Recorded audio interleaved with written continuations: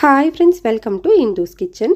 இன்றைக்கி நம்மளோட கிச்சனில் இந்த வெயில் காலத்துக்கு ஏற்ற மாதிரி ஒரு அருமையான பாரம்பரியமான ராகி கூழ் எப்படி செய்கிறதுன்னு பார்க்கலாம். இதை செய்கிறதுக்காக ஃபர்ஸ்ட் ஒரு பவுலில் மெஷரிங் கப்பில் அரை கப் அளவு ராகி மாவு சேர்த்துக்கிறேன். வீட்டில் அரைச்சது, கடையில் வாங்கினது, எந்த ராகி மாவு வேணும்னாலும் நீங்கள் யூஸ் பண்ணிக்கலாம்.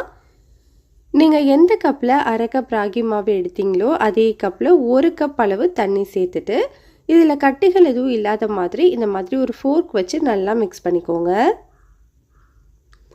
இப்போ நான் கரைச்சி எடுத்துட்டேன் பாருங்கள். இந்த மாதிரி கட்டிகள் இல்லாத மாதிரி கரைச்சிட்டு தனியாக எடுத்து வச்சுக்கோங்க.